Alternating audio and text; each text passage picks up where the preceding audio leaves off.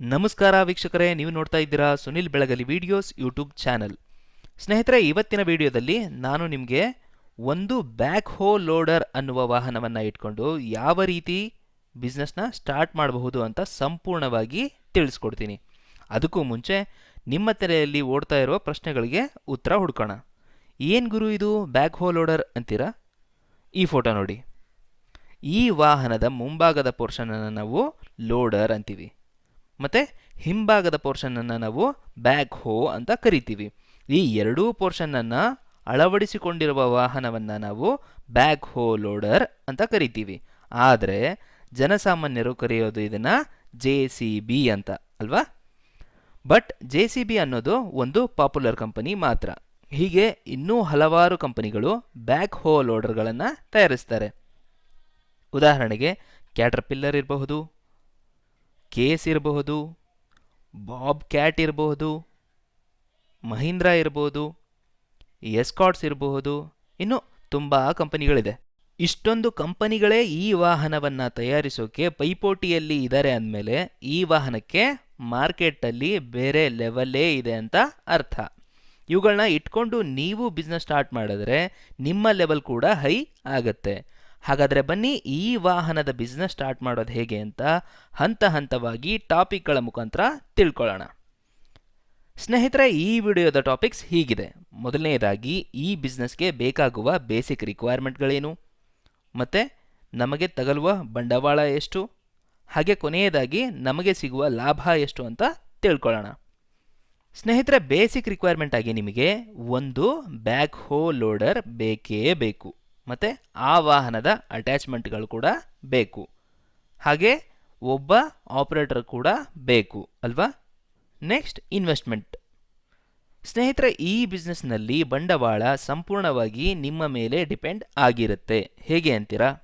Number 1, ನೀವು choose ಮಾಡ್ಕೊಳ್ಳೋ ಬ್ರ್ಯಾಂಡ್ನ ಮೇಲೆ ನಿಮ್ಮ ವಾಹನದ ಬೆಲೆ ವ್ಯತ್ಯಾಸ ಆಗುತ್ತೆ. ನಂಬರ್ 2, ಫಸ್ಟ್ ಹ್ಯಾಂಡ್ ತಗೋತಿರೋ ಅಥವಾ ಸೆಕೆಂಡ್ ಹ್ಯಾಂಡ್ ತಗೋತಿರೋ ನಿಮಗೆ ಬಿಟ್ಟಿದ್ದು. ನಂಬರ್ 3, ಆಪರೇಟರ್ನ ನೇಮಕ ಮಾಡ್ಕೋತಿರೋ ಅಥವಾ ನೀವೇ ಆಪರೇಟರ್ ಆಗಿ ಕೆಲಸ ಮಾಡ್ತಿರೋ. It completely depends upon you. In case rough ಆಗಿ ಹೇಳೋದಾದರೆ, ಒಂದು JCBಯನ್ನು ಪರ್ಚೇಸ್ ಮಾಡೋದಕ್ಕೆ ನಿಮಗೆ 20 ರಿಂದ 35 ಲಕ್ಷ ರೂಪಾಯಿಗಳು ಬೇಕಾಗತ್ತೆ. ಅದರಲ್ಲಿ 20 ರಿಂದ 30 ಲಕ್ಷ ನಿಮ್ಮ ವಾಹನದ ಖರೀದಿಗೆ ಖರ್ಚಾಗತ್ತೆ. ಅದು ಕೂಡ ನೀವು ಚೂಸ್ ಮಾಡುವ ಮಾಡೆಲ್ನ ಮೇಲೆ ಡಿಪೆಂಡ್ ಆಗಿರುತ್ತೆ. ಇನ್ನು ಮಿಕ್ಕ ದುಡ್ಡಲ್ಲಿ ನೀವು ನಿಮ್ಮ ವಾಹನದ ಅಟ್ಯಾಚ್ಮೆಂಟ್ಗಳನ್ನು ಖರೀದಿ ಮಾಡಬೇಕಾಗತ್ತೆ. ಅರ್ಥ ಆಯ್ತಲ್ವಾ ವೀಕ್ಷಕರೇ? ಈಗ ನಿಮ್ಮ ತಲೆಯಲ್ಲಿ ಇನ್ನೊಂದು ಪ್ರಶ್ನೆ ಕಾಡ್ತಾ ಇದೆ. ಅಲ್ಲ ಗುರು, ಹೊಸ ಗಾಡಿಯನ್ನು ತಗೊಂಡಿದ್ದೀವಿ, ಇದನ್ನು ದುಡಿಮೆ ಮಾಡಿಸೋದು ಎಲ್ಲಿ ಅಂತ ಅಲ್ವಾ? ಸ್ನೇಹಿತರೆ, ಪ್ರತಿ ಹಳ್ಳಿಯಲ್ಲೂ ಮತ್ತು ಸಿಟಿಯಲ್ಲೂ ಈ ವಾಹನದ ಕಾಮಗಾರಿಗೆ ತುಂಬ ಬೇಡಿಕೆ ಇದೆ. ಫಾರ್ ಎಕ್ಸಾಂಪಲ್, ಹಳ್ಳಿಯಲ್ಲಾದರೆ ಈ ವಾಹನವನ್ನು ನಾವು ಹೊಲದಲ್ಲಿ ಬೌಂಡ್ರಿ ಮಾಡೋದಕ್ಕೆ ಯೂಸ್ ಮಾಡ್ತೀವಿ, ಕಾಲುವೆಗಳನ್ನು ಮಾಡಿಸೋದಕ್ಕೆ ಯೂಸ್ ಮಾಡ್ತೀವಿ, ಹೊಲ ಗದ್ದೆಗಳನ್ನು ಲೆವೆಲ್ ಮಾಡಿಸೋದಕ್ಕೆ ಯೂಸ್ ಮಾಡ್ತೀವಿ, ಕೃಷಿ ಹೊಂಡ ನಿರ್ಮಿಸೋದಕ್ಕೆ ಯೂಸ್ ಮಾಡ್ತೀವಿ, ಹಾಗೆ ಇನ್ನೂ ಸುಮಾರು ಕಡೆ ಇದನ್ನು ಯೂಸ್ ಮಾಡ್ತೀವಿ. ಇನ್ನು ಸಿಟಿ ವಿಚಾರಕ್ಕೆ ಬಂದರೆ ಲೇಔಟ್ ಡೆವಲಪ್ಮೆಂಟ್ಗಳಲ್ಲಿ ಯೂಸ್ ಮಾಡ್ತೀವಿ, ಮನೆ ಡೆಮಾಲಿಷ್ ಮಾಡೋದಕ್ಕೆ ಯೂಸ್ ಮಾಡ್ತೀವಿ, ಪಾಯ ತೆಗೆಯೋದಕ್ಕೆ ಯೂಸ್ ಮಾಡ್ತೀವಿ, ಹೀಗೆ ಇನ್ನೂ ಸುಮಾರು ಕೆಲಸಕ್ಕೆ ಯೂಸ್ ಮಾಡ್ತೀವಿ. ನೀವು ಈ ಒಂದು ಬ್ಯಾಕ್ ಹೋ ಲೋಡರನ್ನು ಇಟ್ಕೊಂಡು ಒಳ್ಳೆಯ ರೀತಿಯಲ್ಲಿ ದುಡ್ಡು ಸಂಪಾದನೆ ಮಾಡಬಹುದು. ಇದರಲ್ಲಿ ಲಾಭ ಕೂಡ ಜಾಸ್ತಿ. ಇನ್ ಕೇಸ್ ಸ್ವತಃ ನೀವೇ ಆಪರೇಟರ್ ಆದರೆ ಬಂಪರ್ ಲಾಟ್ರಿ ಅಂತಲೇ ಹೇಳಬಹುದು. ಹೇಗೆ ಅಂತೀರಾ?